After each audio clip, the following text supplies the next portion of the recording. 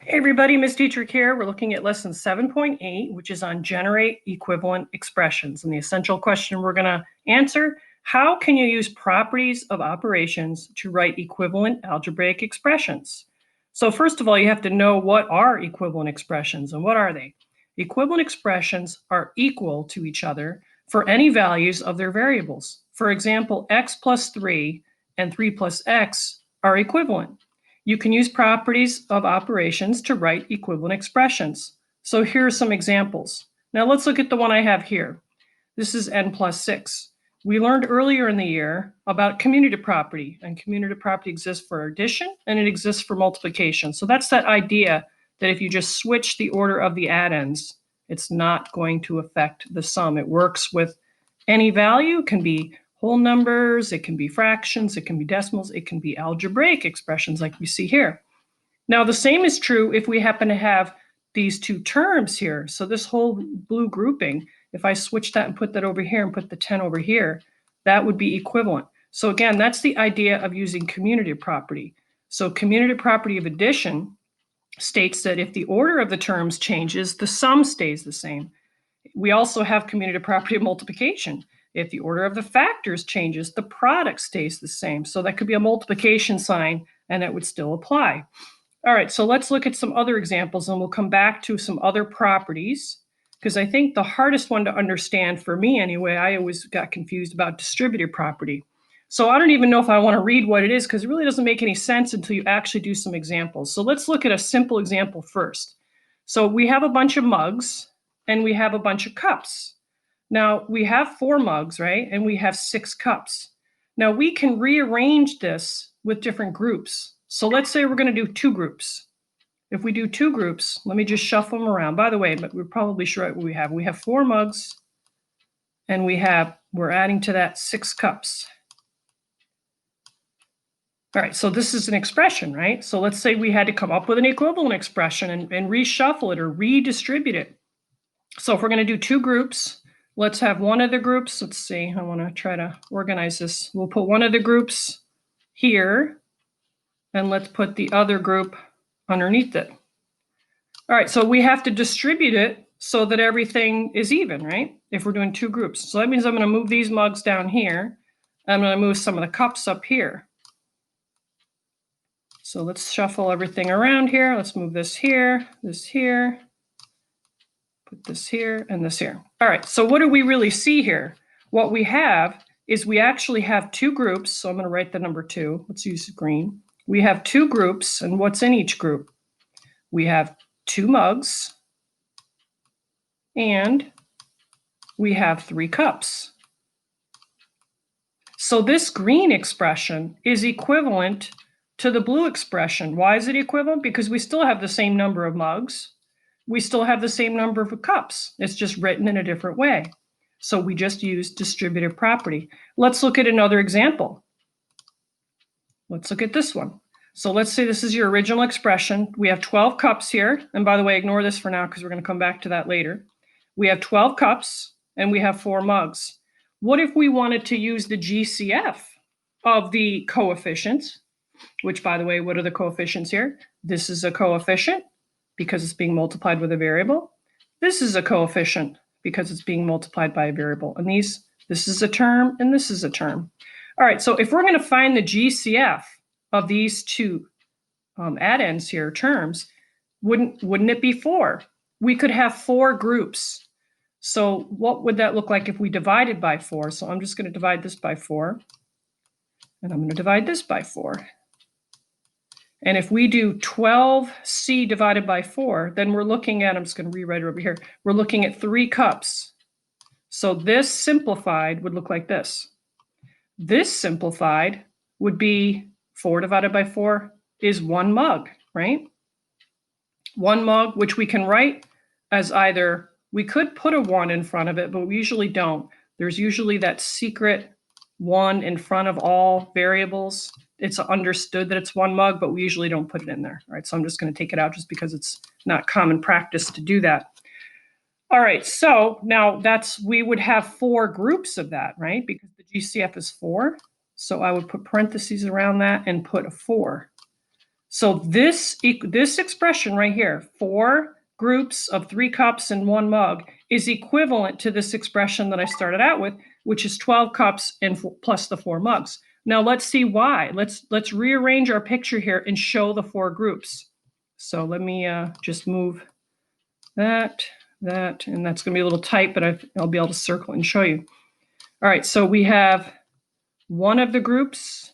We'll circle our groups in green. That's one of the groups. Here's the second group right here. Here's the third group. And here's the fourth group. All right, so do you see how we have our 4 groups? So the 4, 1, 2, 3, 4. We have each group has 3 cups, see 1, 2, 3, and each group has 1 mug, see 1 mug. Now we didn't change how many cups and mugs we had. We just redistributed it. So let's just review. Now I did divide this number here as the GCF of the terms. So let me just divide that so we don't get confused. But this expression here, 12C plus 4M, is equal to this expression. Now, if we were going to use distributive property to go back to the original expression, in other words, if the direction said simplify this expression, let's look at how we would do that.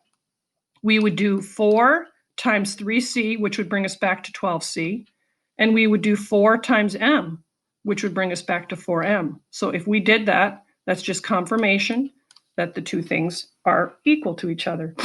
All right, so we're going to come back to this because later on we're going to look at another example if we have time to slip in these guys over here. But let's look at yet another example. Now, we learned earlier about exponents. So I want to make sure that we know the difference between 3C and C cubed, or C to the third power. Now, you have to look at a situation, look at an image or something or a model of something, and be able to pick, like, which situation are we looking at here? Well, think about that for a second. And now let's reveal the answer. Now, 3C, if you were going to rewrite that with an equivalent expression, this means 3 times C, or you could rewrite it as repeated addition. That's the same thing as C plus C plus C, where C cubed is not addition, it's multiplication. This means as a factor 3 times, C as a factor 3 times. So that's C times C times C. So if we were going to ask ourselves, what does this show? This shows the first expression, the model that we have here of the 3 cups. All right, actually, we were using M earlier, weren't we? So we actually probably should have used an M. All right, so let's look at some other examples. Let's see if I can find ones that I like. Let's look at, actually, there was one that let me find it.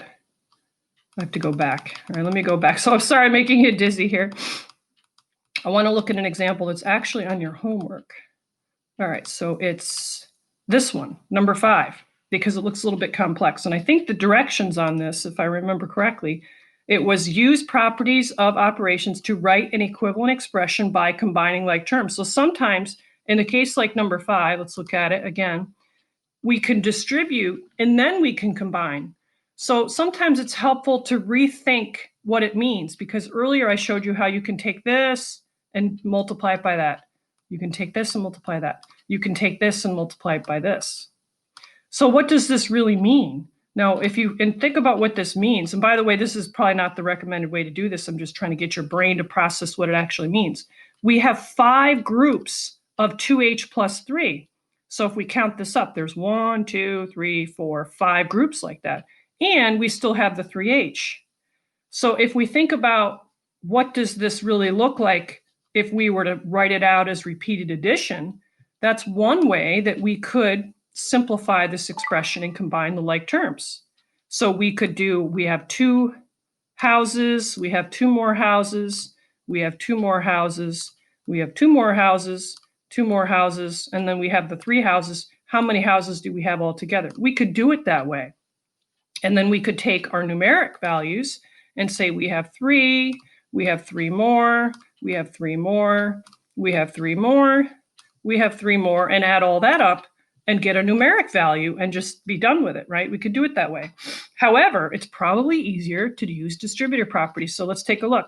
If we do 5 times 2, that would be 10, and then we have to put on the H. So let's write what that's equal to, 10H.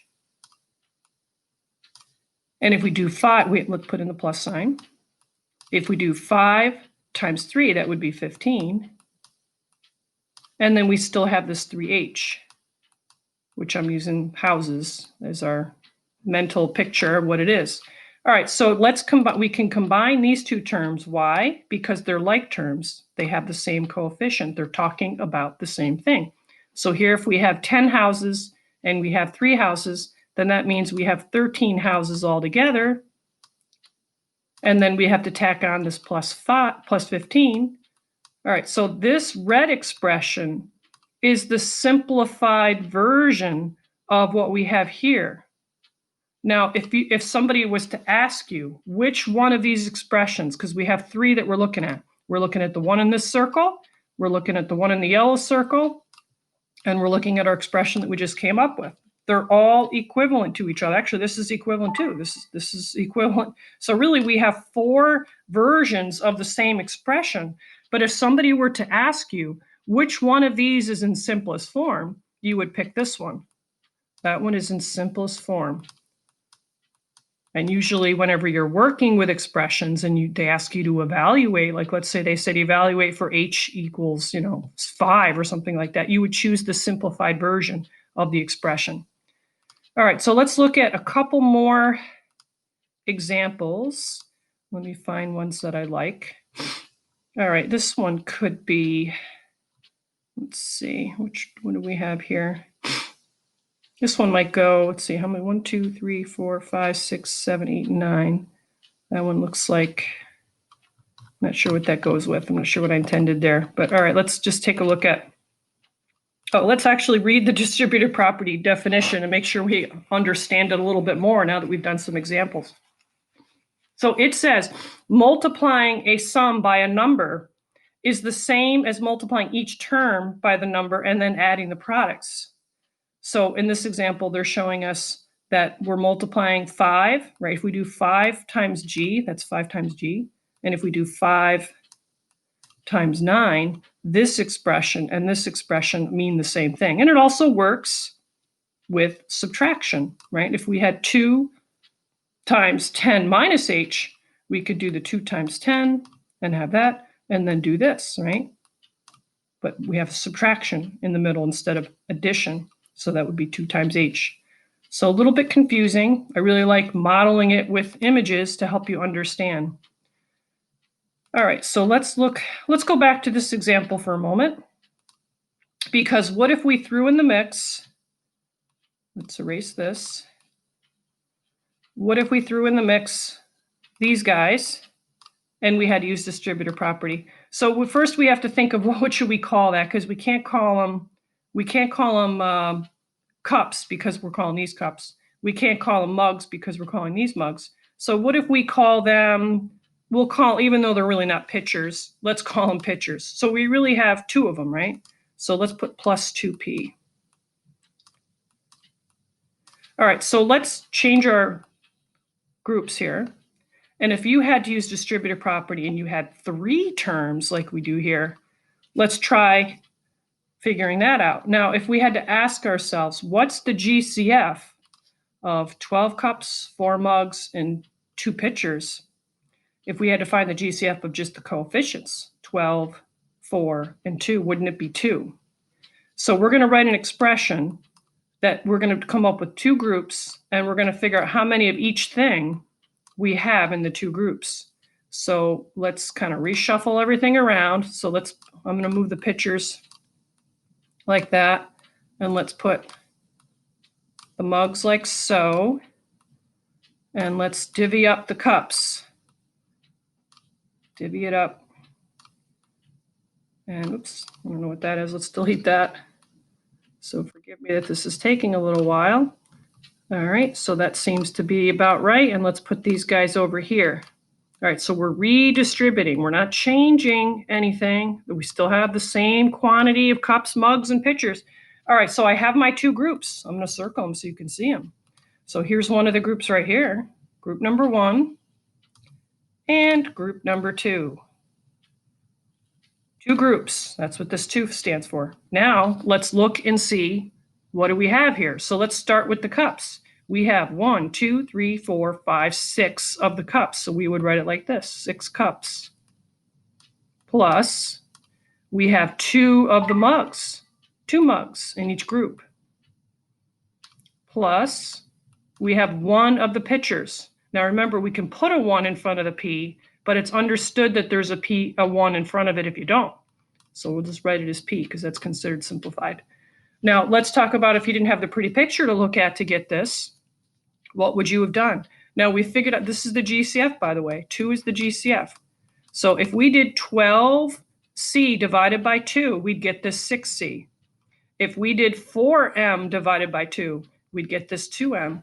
And if we did 2P and divided by 2, we'd get this P. So what do we have here? We have 2 equivalent expressions. We have this one, and then we have this distributed version of it. Now, if we had to go from this version to this version, how would we do that? We would do 2 times 6C equals 12C, 2 plus, right, plus, 2 times 2M would be the 4M, and then the 2 times P would give us the 2P. So looking at it using a model makes a lot more sense to help yourself understand distributive property. All right, so I think we have time to just maybe go over a couple more things. Let's even look at something like, actually that one's not too bad. Let's look at one like this here.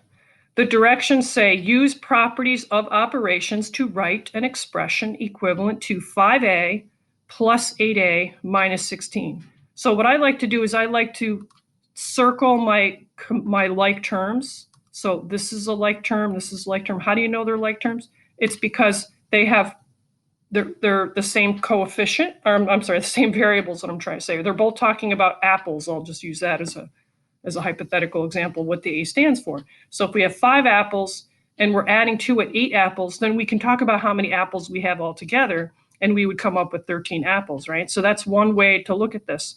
Now, if we look at what we have with the second, or I should say over here, see, we're subtracting 16 from that. So if we're just going to combine these two things, we're going to get the 13A, and then we're going to subtract the 16 from it. All right, now if we take a look at how the Go Math textbook company thinks that you should think of this, see, another way is to just think of the fact that we're really multiplying A times 5 and the A times 8, which is the same as A times 5 plus 8 minus the 16. So that would give us the 13 that way. And so we really have the 13A minus 16. All right, so that expression, this and this, are equivalent to each other. All right, so let's see if there's anything else that I want to go over. Maybe we should just go over this one real quick. All right, so if we had to find an equivalent expression to this, and the direction said you have to use distributive property, then that's when you want to think of the GCF of the terms. So what's the GCF of these two terms? It would be 4, right? It would be 4 of the whole numbers, and it would be 4 for the terms too. So if we divide both of these by 4, let's put the 4 like this. But some people like to do it this way. They like to put the divide by 4 and divide by 4 underneath, just to help you understand what you're putting here and what you're putting here, because the result of this would go here and the result of this would go here. So let's look at that. 12A divided by 4 would be 3A, and 8B divided by 4 would be 2B. All right, so this again, what I have here written in red is the GCF. So now that we've divided, I'm just going to tidy it up so we don't get confused. Now, when you're done distributing, it's a good idea to go the other way and make sure it's right. So 4 times 3A would give us the 12A, and 4 times the 2B would give us the 8B. So these two things are equivalent. All right, so just a couple reminders for the homework when you get to that. Make sure you're reading the directions. Let's see if I can even find it. I'm going the wrong way. So I have the homework at the beginning of this slideshow. Let me find it again.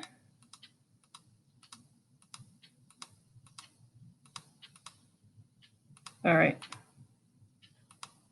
Here are some of the questions that are on the homework for distributive properties. So just some friendly reminders.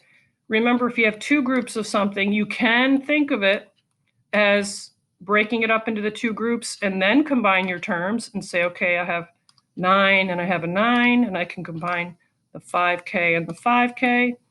But probably going to be a little bit easier instead of doing it that way, because here you can see that the red grouping there would end up being 18. And you can see that the green grouping here would be 10K. Probably a little bit easier to do it this way. 2 times 9 gives you the 18 that we got here, plus 2 times 5K gives you the 10K. So writing it out as repeated addition is a little bit more challenging, but it might help your brain to process why these two things are equivalent. So this is just showing the same idea that we have 5 groupings of the 3m plus 2. That might be the hard way to do it. We're recommending doing 5 times 3m, coming up with your result, plus the 5 times 2, and come up with your result. All right, so hopefully you're ready to go to finish up the homework for tonight. Do look for additional videos that will be posted on some of the other questions for the homework. All right, hope you found this helpful.